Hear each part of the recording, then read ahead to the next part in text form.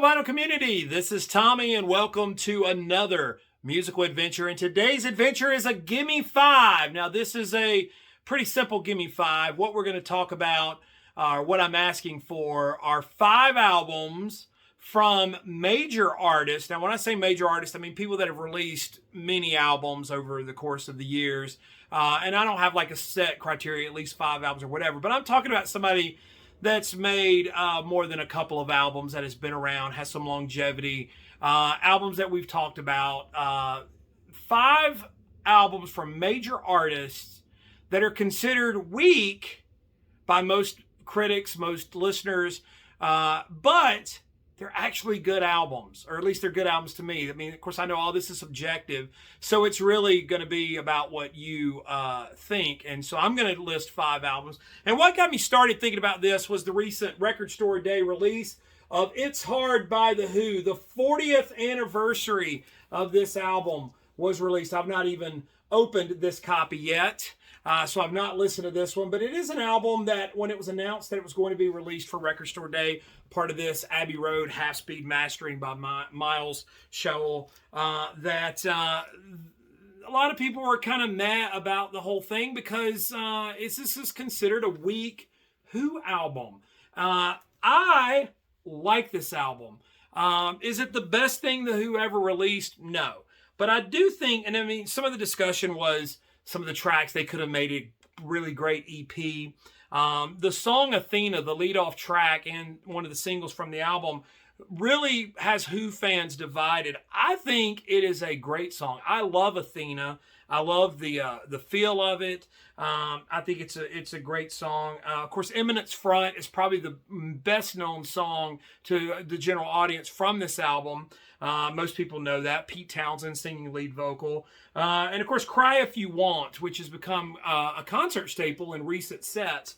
But, you know, this may be just a me thing, but I think that Pete Townsend's writing in the early 80s, mid to the mid 80s, is some of my favorite Pete Townsend writing. And that may make me partial to these later Who albums. Albums like Face Dances, and of course this one. This was the last album they'd make for a number of years. But I enjoy It's Hard. And this is considered a weak Who album. I guess one of the other criteria for this Gimme 5 is weak albums by artists that, let's just say that this wasn't The Who. Let's say if it was just some band in the 80s and they had made this album, would it be considered a great album? And so when you're talking about major artists, it's hard, especially when someone has a body of work that is so celebrated. It does make it more difficult when they do put out a weak album. Like, how do you judge it? Of course, you're judging it against the other work that artist has released. And yeah, as far as Who albums, It's Hard is not Who's Next. It's not Tommy. But on its own as an album to play and listen to, I think it's a fine album. So that was my first choice. My second one is Tom Petty. Now, Tom Petty, I would argue, has never made a weak album. But this is Hard Promises. And this is considered one of the early Heartbreakers' weaker efforts. That it doesn't get listed. I mean, people talk about Damn the Torpedoes and Southern Accents and some of those triumphs. And this album tends to get kind of lost. Now, this album was embroiled in a legal battle with the record label, the price point, all of that stuff. But as an album on its own, I think this is one of the great Tom Petty guitar albums. It's a sleeper. You know, does it lack all of the major hits that Tom Petty would be known for? Absolutely, probably. But as an album, I think it's fine. Of course, the big hit on this album was The Waiting, was a big one. But I mean, you think about songs like Night Watchman, King's Road. I mean, there is some really, really, really good material on Hard Promises by Tom Petty. It's a great, like I said, it's a great guitar album. So if guitars are your thing, and I love guitars, that's one to look at. Now, another one that we're going to talk about is a Paul McCartney album. And no, I already did the video on Wildlife, so we're not going to bring that argument up again. I'm going to talk about another weak Paul McCartney album, and probably what's widely considered as the first weak McCartney record, in that it lacked a major hit. It sort of saw his commercial spoil start to really decline. 1987's Press to Play. And a lot of McCartney fans are really divided on this. When I hear tracks from this album, like if I'm listening to the Beatles channel or something, I always enjoy them. I've always had a soft spot for this album. And yeah, it does lack, those mega McCartney hits. This came after a pretty successful run for Paul, around the top of the charts. But this album, and again, the song Press, very dated, very 80s. It's mired in that production. Hugh Padgham was a big part of that. Eric Stewart of 10cc was part of this album.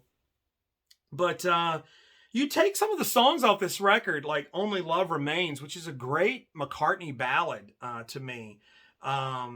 Stranglehold, the leadoff track. Again, 80s production, but it's very much not, to me, a terrible song. I love Good Times Coming, Feel the Sun. I think that's a fun track, and I love the little hook chorus, Let the Sun Shine In. Really, really a cool thing. This album, largely dismissed by McCartney fans. I understand why people dislike this album, and I understand why it would be considered a weak McCartney record. But let's pretend like Paul McCartney didn't make this album. Let's take his name off of it. Somebody else does it. It's fine. It's a fine listen. At least to me it is.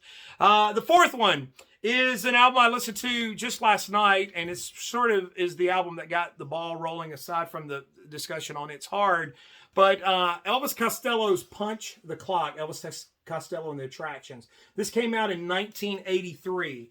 And this kind of brings up the next couple of albums I'm going to show or talk about. But Punch the Clock is widely regarded as one of the weak Elvis Costello albums. And I think one of the main reasons is because he had come off this incredible run of amazing albums. From the first album all the way, Get Happy, Armed Forces, all of those albums, Trust even, those albums were all like just one after another, just full of like what established Elvis Costello as one of the great songwriters and great artists. And then Punch the Clock came out.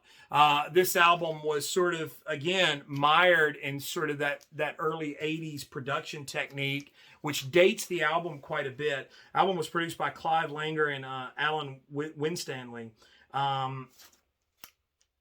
But as an album, as a collection of songs, it's fine. Let Them All Talk is just a great horn, punchy tune. Every Day I Write the Book is one of my all-time favorite Elvis Costello songs. I think it's a fantastic song. Shipbuilding is a track that features Chet Baker. One of the later Chet Baker tracks. Pills and Soap, which is a little bit of commentary to say the least. But it's not widely regarded as one of the great Elvis Costello albums, but it's a good album. And finally, the last one, and this kind of falls into that category, following a run of brilliant albums and considered to be a misstep, is Self-Portrait by Bob Dylan. Now, I feel like all of Bob Dylan's work has kind of undergone a bit of sort of a reevaluation, and especially when you put the things in context of where they were and where the artist was at that point.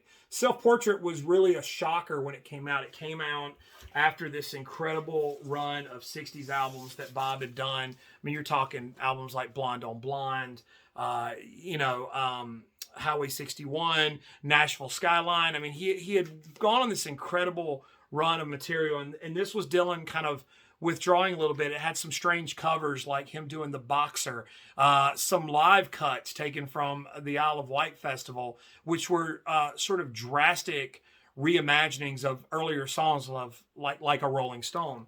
And So this album was really confusing to people. But I think now that it's been put in perspective and with the help of some of the box sets, like anything with Dylan, we've been able to kind of get into his sort of artistic mindset during that period. It's made more sense in light of the Basement Tapes, Nashville Skyline, the stuff he did in this period. It makes a little more sense. But yeah, this album, when it came out, and some people still feel that way about this album, it is a perplexing album. It's challenging.